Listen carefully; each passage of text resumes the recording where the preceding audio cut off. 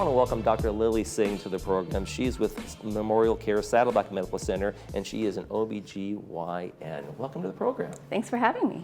Now, we're going to talk about, menopause, and we're going to talk about osteoporosis that involved in that. But tell us a little bit about your background and how you got into the field in the first place.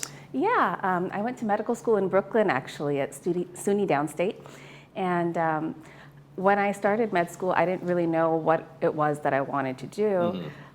So as I went through my rotations, I really loved my OBGYN rotation. I thought there was something so special about taking care of women, throughout life's continuum, from child-rearing years through motherhood and everything that comes afterward as well. And I also think there's something really special about women taking care of each other, and Right. I wanted to be a part of that.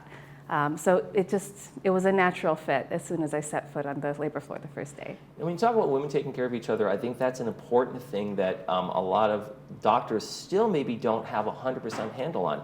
A lot of research, like you probably know, is done on men, or studies are done on men, and then they try to extrapolate that over to women. And so when a woman is talking to a female doctor, I think they feel more heard sometimes, right? Or you understand, like, oh, that's a real thing, instead of maybe it's sometimes being dismissed by a male doctor. And I'm not saying all male doctors do this, but sometimes that can happen, right?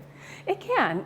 And I think, as far as, just as doctors taking care of patients, having that empathy is important, regardless of who's sitting across from you, male, female, whatever race they are. Just hearing what it is that the person is concerned about, that I think that crosses all lines of race, gender, sex, everything.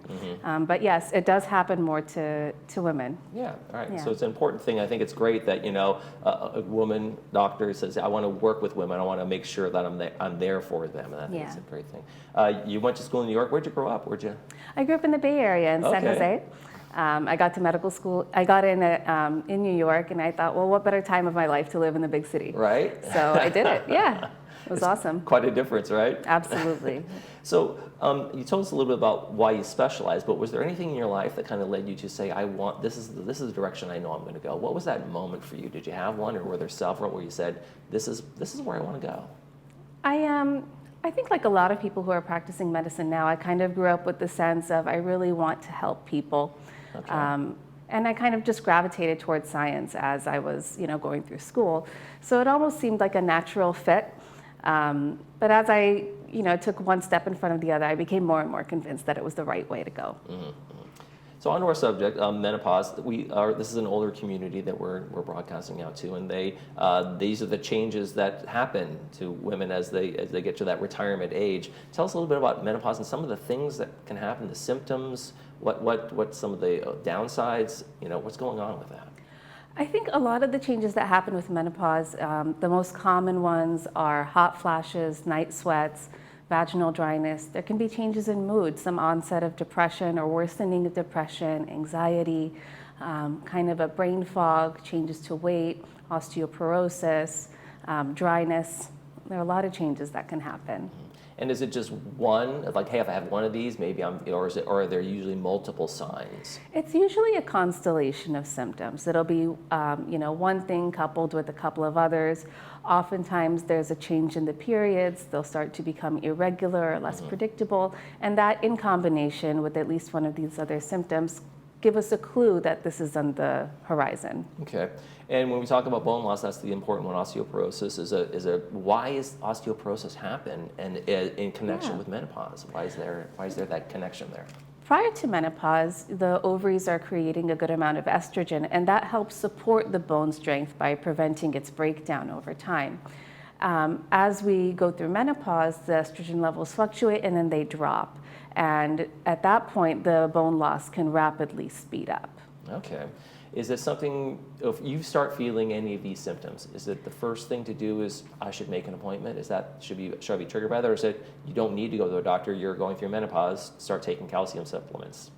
Well, it takes time for the bone loss to really occur to a point that it's osteoporosis. So typically we will screen patients around age 65 unless there's other reasons to do it sooner. So there typically aren't symptoms of osteoporosis. Oftentimes it's diagnosed at the time of a fracture. Okay. But there are lifestyle changes that you can make ideally prior to menopause, so it's already a habit. Things like, lifting weights or doing weight-bearing exercises or having a well-balanced diet, alcohol in moderation. All of these things can influence the onset of osteoporosis as well. Now, lifting weights, is that for muscle density, or does that help with bone density, or is it a little bit of both? It's a little bit of both. As the muscles pull on the bones while they're flexing and you're lifting the weights, that tension helps strengthen the bones as well. Now, usually when older adults, men and women, when they do the fall, they break a hip. Is that sometimes more prone to break a hip because of the osteoporosis as well? Absolutely, absolutely. Right. Osteoporosis can target those long bones like the femur, and the part of the femur closest to the hip is a little bit weaker. So absolutely, that's prone to breakage. Right, and like you said, it's called the silent disease because you don't know what's going on. So. Right. Is that something you talk to women about as they get to that age? Is that one of the kind of check-offs that when you do, okay, how are you doing? Are you having any, and you kind of go down that list of symptoms? Absolutely. We'll talk about any history of fractures. As women come to me around their visits close to the time of menopause as well, we'll say, okay, now it's time to start focusing on your bone health before it becomes an issue. We want to prevent any fractures related to osteoporosis.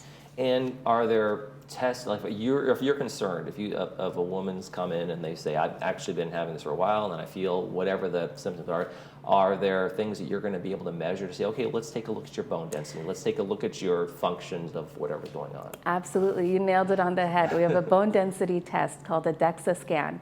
This is a painless test that can measure the bone density of the patient, and it compares it to other patients of the same age as well as when patients are at their peak bone strength earlier in life. So that comparison helps us say, okay, your bones are relatively weaker than they should be, than what we expect for you. And based on that, we can talk about different treatment strategies. Okay, and what do you have to go through to get that test? Is it just kind of an X-ray kind of a thing, or is it? Yeah, basically, it's like I said, it's painless. It's a scan of your body, but you just talk to your doctor and see if it's a good time for you to do it, or if you can wait. Either way. All right. Now, is that something for people is it covered by most insurance? Is it one of those kind of like standard of care procedure? Absolutely, yeah. Okay. Now, when you're talking to women about this, there's an emotional component to this, and I know you're not a psychologist, but there's an emotional component to the change, as it's been called, right, into menopause. How do you kind of help counsel women through, like, this is just part of life, and Yeah, I think, recognizing those feelings and validating them is important. Everyone has different feelings at certain chapters of life, and it's okay to have those. It is a change. And with that change, there's a mourning of what was and a fear and uncertainty of what's to come. And it's okay to embrace that and say, you know what, yes, this was a nice time of your life, and there were these plus sides. And we don't know what it's going to look like afterward. But we're here together, right? And we're going to help you through it. And if it gets too much, there's can be depression with that can be serious. Are there treatments for that as well? Absolutely, yeah. Antidepressants are they're actually also good for hot flashes. So sometimes it's a 2-in-1. There you go. But that can be very helpful. Counseling and therapy are also very important. Having an outlet for those feelings and having someone to be there for you and support you through it. Okay. Now, Saddleback MemorialCare, you guys are nearby if people want to make an appointment and that kind of thing. I think we have some information up there. What do people need to go through to get, go online or do the phone number and just kind of make an appointment? Yeah, usually you'll need an order from your doctor or your provider to schedule the test. You can talk to your primary physician, your OBGYN, whoever it is that you get your care from, and ask, is it time for my bone density? And they'll let you know. Is it time for my bone density? Okay, that's a good question. Dr. Lily Singh, thank you so much from Saddleback Memorial Center MemorialCare. Thanks for joining us. Thank you so much for having me. When we come back, we're going to be talking to folks from OC Animal Care. Stay with us.